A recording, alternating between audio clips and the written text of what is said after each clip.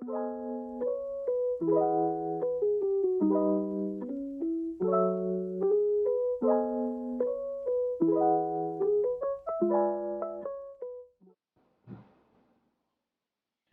guys, bonjour, bon après-midi, bonsoir.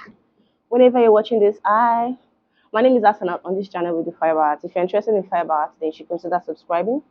If you pretend like you speak French like me, ou tu parles français, bienvenue. Welcome to another series, a series I'm very excited about. The denim series. If you have been watching my videos, then you know that I've been hinting about working with denim. If you know anything about me, denim is my favorite fabric. Over the years, I've collected a lot of jeans.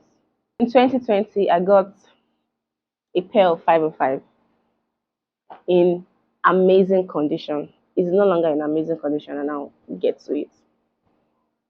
But I got a pair of 505 in, look at, it has never been altered until I did.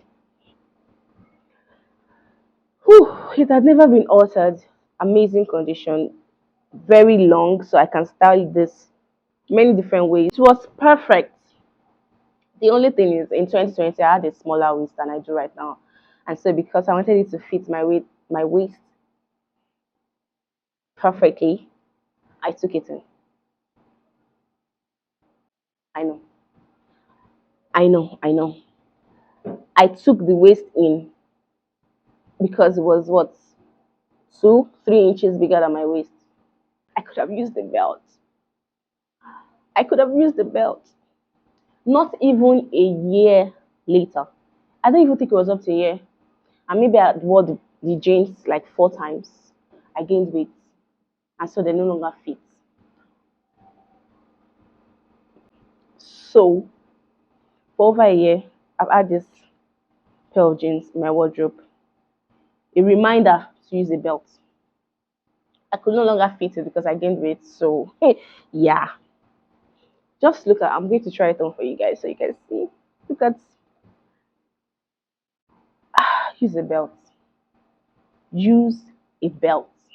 I'm going to do something to this pair of jeans so I can wear them in public because, I mean,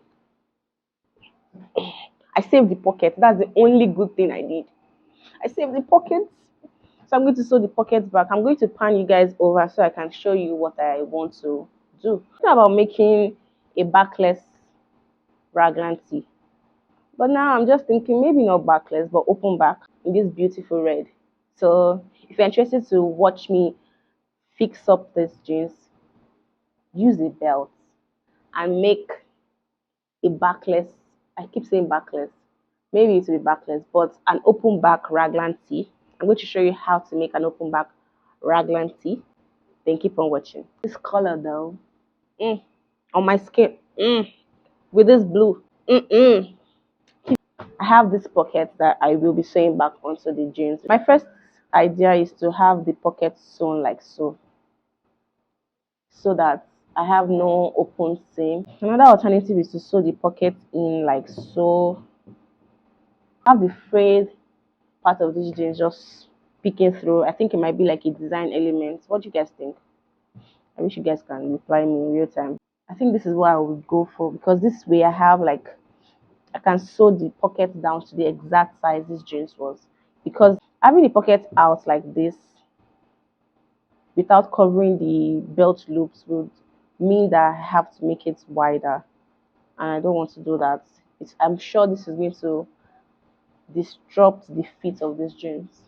So another thing I'm thinking is I sew the pocket a bit higher so it does not align with the waistband. Here I have a couple of jeans denim options. I'm thinking using a lighter wash will further accentuate this design. I will just seam rip the pocket out of this. I pinned the pockets in a way that is going in the curve that the waistband was originally constructed, just so I don't have to unravel this. So the way I pin the pocket here, you can see that it's higher at the top of the crouch compared to like the hip side like this. And that's what I did here as well. I measured and everything.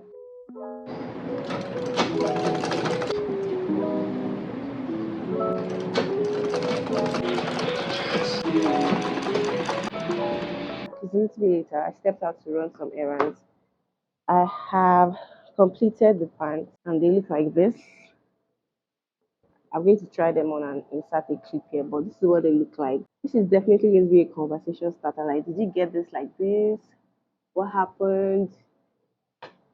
And I'll just say use a belt. While I was putting in the pockets, I was like, wow. Because I've always known that it takes a lot of steps to make a pair of jeans, but sewing just the pocket on, oof, I have a lot of respect for the million and one steps it takes to make a pair of jeans. Because like the yoke, the belt loops were like sewn together before folded onto the pants, the waistband, the pockets, the fly, the double stitching details, the back pockets. Nah, respect. Okay, we've made it to the second half of this video where we're going to be making a raglan tee. We'll be making a raglan tee that is open back. I am using this 100% acrylic yarn in red. I still don't know if this yarn is fingering or spot weight. So you hear me saying fingering sometimes and you hear me say spot weight sometimes, but I will be double stranding. Raglans typically have diagonal seams from the collar to the underarm that connects the shirt to the sleeves. We'll be using a 4mm hook, 4.0mm hook. And like I said earlier, I will double strand this. Whatever yarn you're using and hook size you're using, you'll be able to do this to your measurement. Okay, somebody asked me a question on my last tutorial. If you haven't seen this one, I'll link it down below. They asked why I did not tell them number of stitches I used for my sleeves.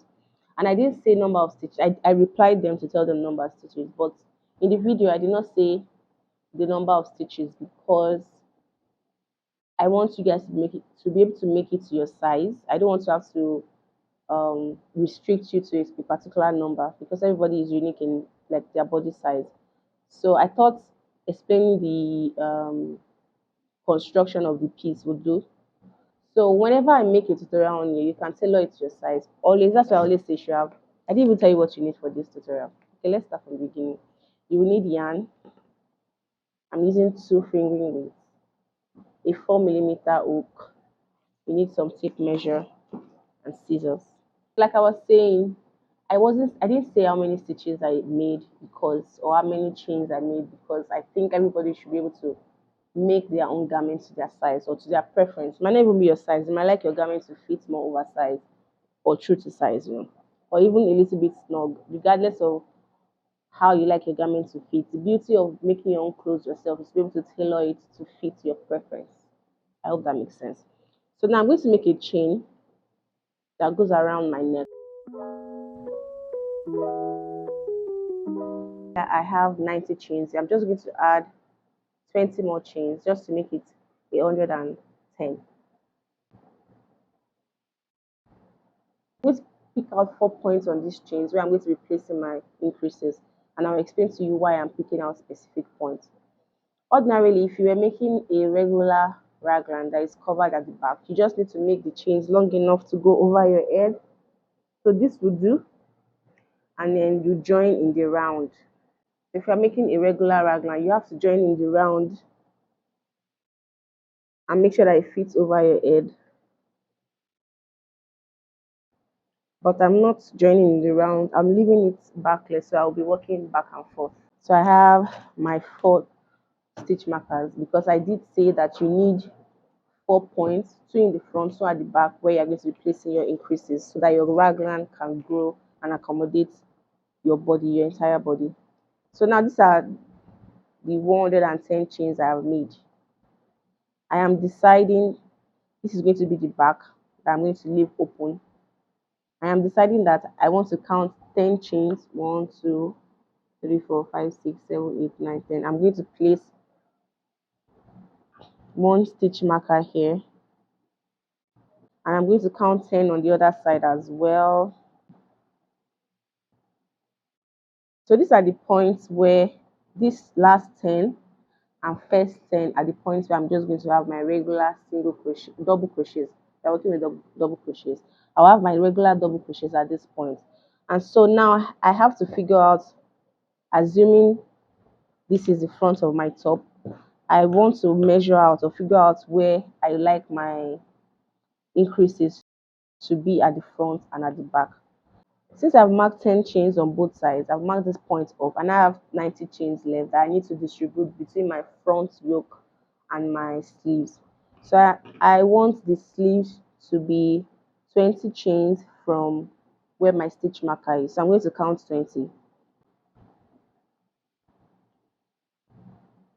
I'm going to count 20 on the other side as well.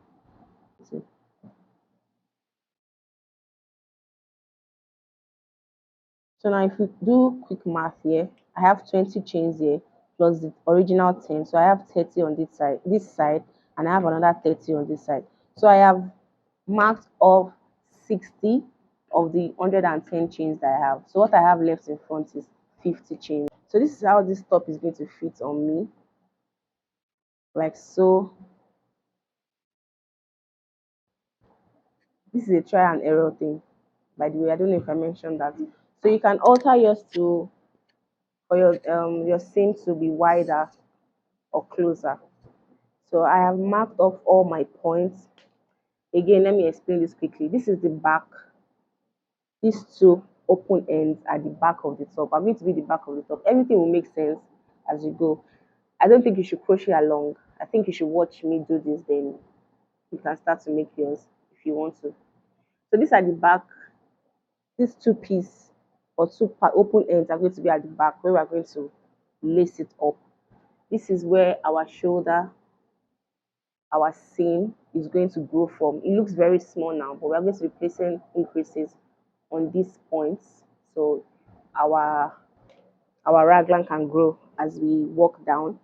And this widest part is going to be in front, because I'm trying to have this top fit a little bit wide around my neckline. That is why I have it so wide. But if you prefer for it to be like closer, like so, you can make it 40 chains apart. And we are doing the same thing on this side, on the other side. So now I am working with double crochets. I'm just going to work double crochets into all the chains until I get to my stitch marker point where I'm going to place my increases.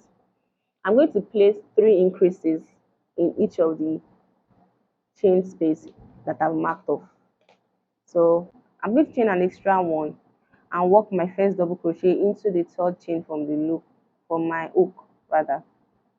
So this is going to count as my first double crochet. So now I have to, I'm going to continue to work in my double crochets till I get to my stitch marker. Now I have gotten to my stitch marker. I'm going to take out my stitch marker so I can work into these chains easier or easily. Then I will be placing 3 double crochets in the same chain space, making my first increase to 3. Can you guys see that? My camera is picking this up. I placed 3 double crochets into my first stitch marker chain space, like so. So I have officially placed my first increase. Then I will work into all these chains till I get to my next stitch marker, where I'm going to be placing 3 double crochets. I'll do the same thing till I get to the end of this chain, and I'll come back to you guys. So again, all my stitch marker points are going to have 3 double crochets in them. That is how we are increasing to make a raglan. You can probably see that we are starting to have like a shape forming. I don't know if you can see, if you're showing up properly on camera. I placed 1 double crochet in every chain space, besides from the points where I put the stitch markers. In here I have 3 double crochets on all the stitch marker points or chains. So that means I have 4 increase points, placing 3 double crochets at each point. So now moving on to row 2. For row 2, again I'm going to be placing 1 double crochet in each chain space till I get to my increase point. So I'm just going to do that quickly. I just got to the point where I placed my increases from the previous row. As you can see, I have 3 chains. I want to make sure you guys can see this. Can you see? I have 3 chains here. I will just be placing my next increase in the center of these 3 chains. So these are my 3 stitches, double crochets that I have placed in my increase point. But now the middle stitch is where I'm going to be placing my next increase. I'm placing the 1 double crochet, and in the middle of the 3 I will be placing 3 double crochets. 1, 2, 3. Then I will continue to place my double crochets as normal, 1 in each chain space till I get to the next increase point. Okay, coming up to the point where I placed my increases from the previous row, you can see the 3 stitches, these 3 double crochets here. I will place my first double crochet in the first stitch, and in the middle of the 3 stitches, so the middle stitch, I will place 3 double crochets in there, like so. So I have placed 3 double crochets here, and I will continue to place my single double crochets up until the point where I have my next increase. Instead of having to worry about where to place your next increase, I just know this because I know where my increases are. You can move your stitch markers to the middle stitch that is going to be holding your next increases. So for me, for this row, when I'm going back on the 3rd row, this is going to be my increase point. So here I have 3 chains for my first increase. I can move down my stitch marker to the center of the 3 stitches. So you can keep doing that, moving your stitch marker down to where you need to place your increases. That's about it, guys. You're going to be placing single double crochets everywhere but where you increase. So the middle chain, or the middle stitch rather, the middle stitch is where you're going to be placing your 3 double crochets. So that way you have your increase points aligning at the center of your top. You can see that it's starting to form like a shape. So this is where your increases will go. Your increases will grow outwards like this. I don't know if you can see it yet, but the more rows you make, the more prominent this will be. So as time goes on, you can really tell where you need to place your next increases. What I'm going to do now is I will make as many rows as I would like, to the point where I think I need to split for sleeve. So you're going to do this to your preference. I will come back to let you know how many rows I made for myself for this top, or you can make it to your preference depending on how loose or tight you want the underarm to fit.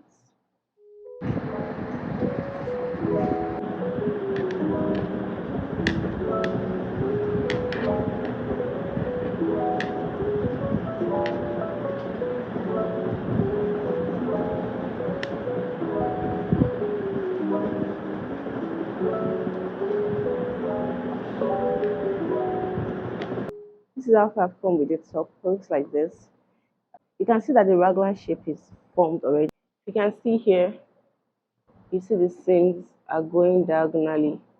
This is the back side, and this is the increased seam on the front of the top.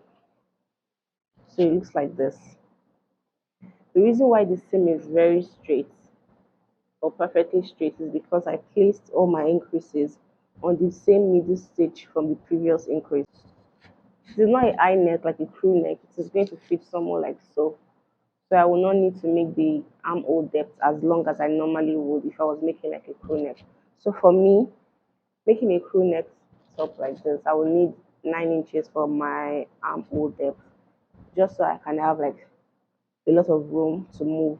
8.5 sometimes, but because it is going to fit like this, I can get away with 8 inches. So far I have 15 rows so far, and I have run out of my first 2 balls of yarn. That's all I have left. So I'm going to move on to my 3rd and 4th. So yesterday I was trying to do some research to figure out what weight this yarn is, just so you guys can have an idea what size of yarn I'm using. So I kept looking at it and looking at a lot of videos on YouTube. So I think officially, I think it is a fingering weight yarn because of just how thin it is. Or doubling fingering weight yarn will give you DK. So technically, I'm using a DK weight yarn with a 4 millimeter hook, 4.0 millimeter hook. On the 18th row now, where I need to split for sleeve. So this is what the top is looking like. This is the back of the top. This is open, and this is the front of the top. So now I need to split for sleeve, or I am deciding to split for sleeve on the 18th row. I'm getting to the point where usually I would place my increase. You can see the increase cluster. So I'm going to work in my double crochet here, chain 10.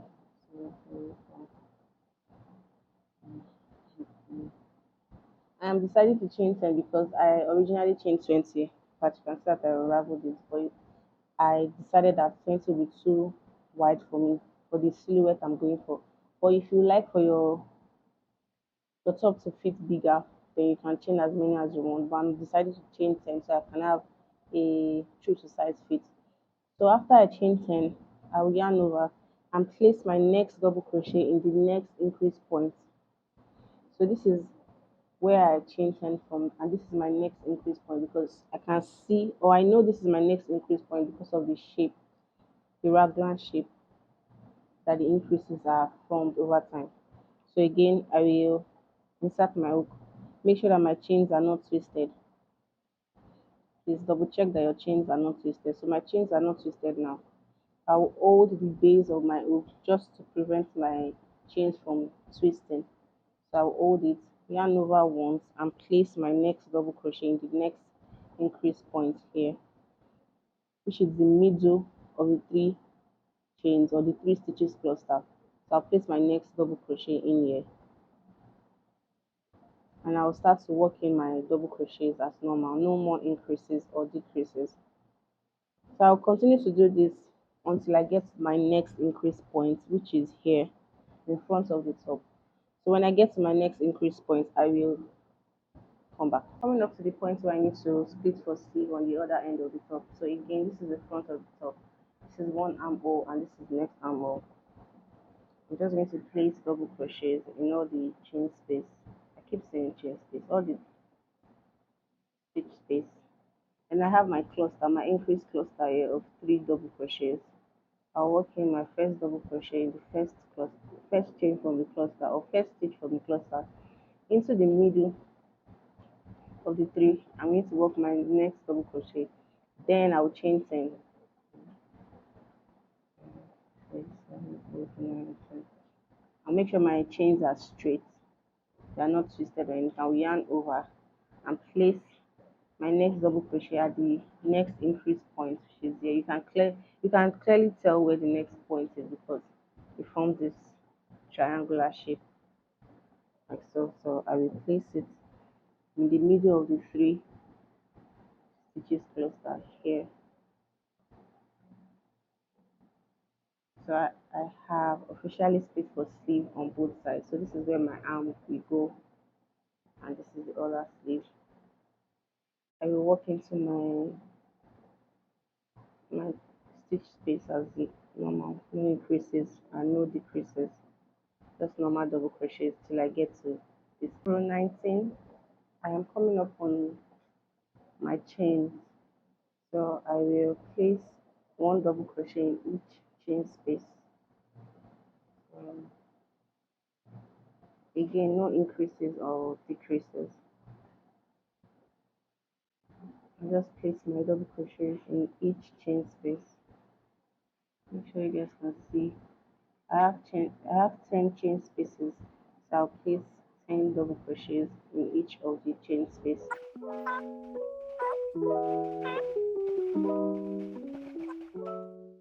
It might be a bit finicky, but subsequent rows will be easier to work into than 10.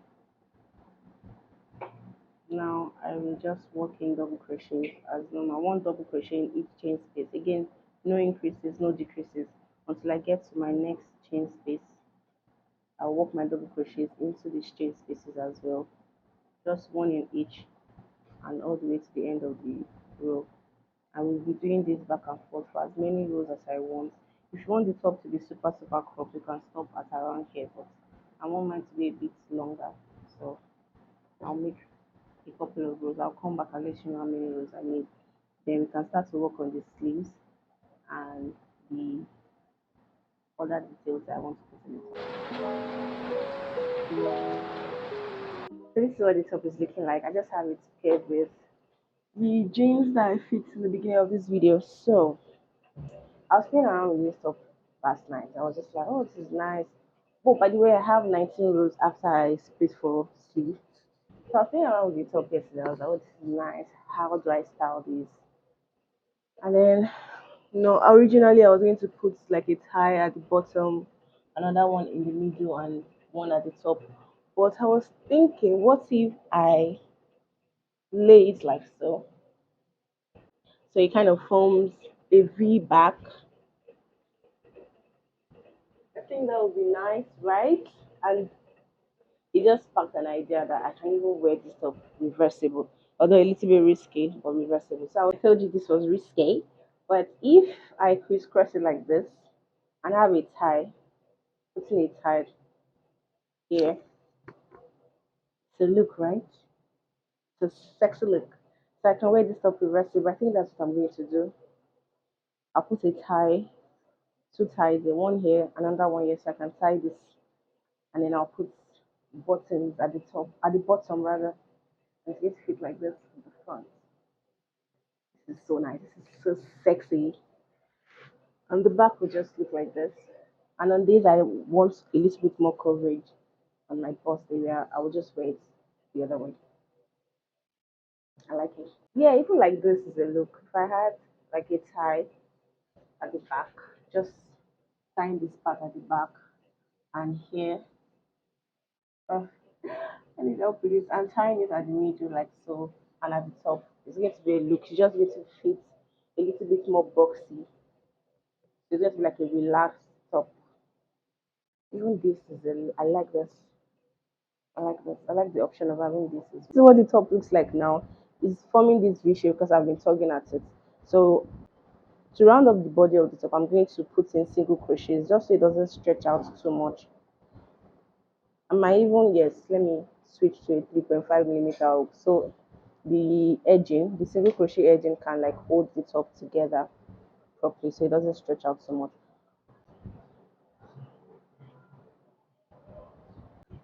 For my single crochet edging, I'm not placing the single crochets in the chain space like so. I am placing my single crochets in between the stitches like so. I find that this gives like a sturdier edge, so this doesn't stretch out as much, if any, even. So I'm placing it in between my stitches instead of on top of my stitches. So in between, you insert your hook in between the stitches, yarn over, pull through two. That's a little pro tip to give you this fine edge that will not stretch out. I've come to the end of the M, so I'm going to pull the long tail, cut, and I'll be weaving in this later. Here I'm going to have a tie, and I'm going to have another tie just so that I can hold the top together at the shoulders. To have like a seamless edge, I will just make my I cord. To make an I cord, I prefer the look of an I cord to regular chains. To make an I cord, you need two strands of yarn. So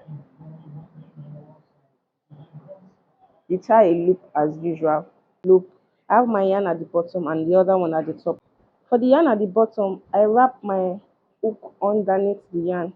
The one at the bottom. The one at the top is wrapped around my index finger, so I'm holding the yarns like this. This is the yarn at the bottom. This is one at the top. I wrap my hook underneath the yarn at the bottom and over the one at the top and pull through. Again, under, over, pull through, under, over, pull through, under, over, pull through, under, over, pull through, underneath, over, pull through. So you start to form this beautiful I cord. that looks seamless and doesn't stretch out too much. I'll keep making this eye cord long enough for my tie, and I will come back to show you how I will be attaching it to my top. So I've made my eye cord long enough. Looks like this. So I will pull through both strands of yarn.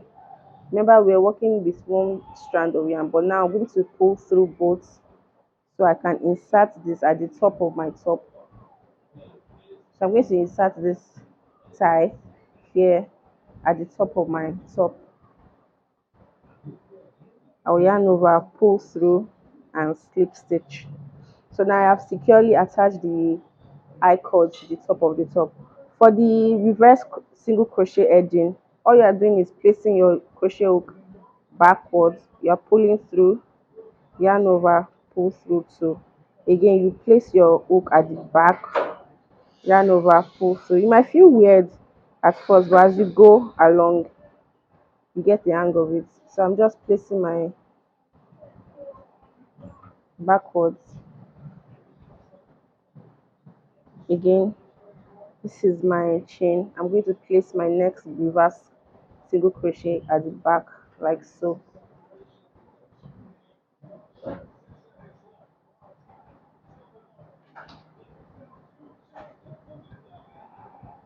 Insert my hook at the back, yarn over, pull through like so.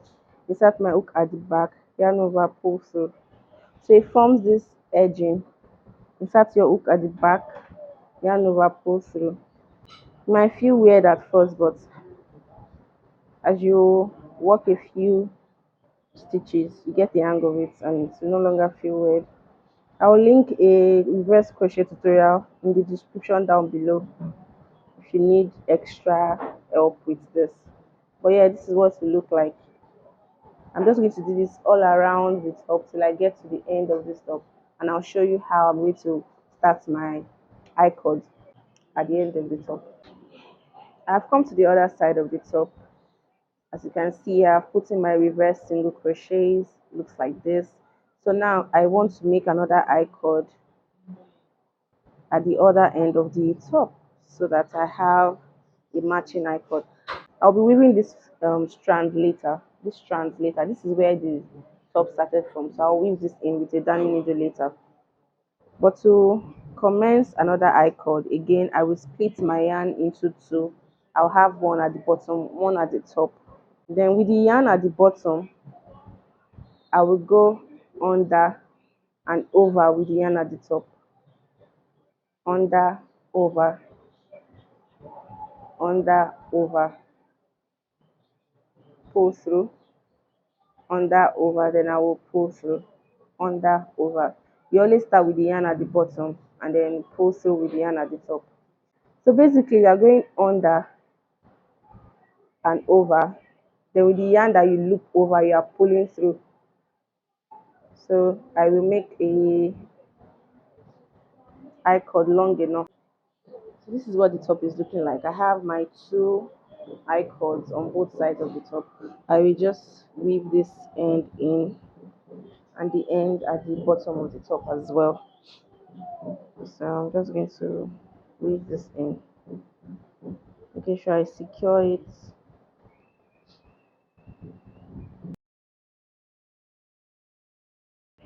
So now this is what the back or maybe even the front of the top looks like. I'm going to try it on for you guys soon.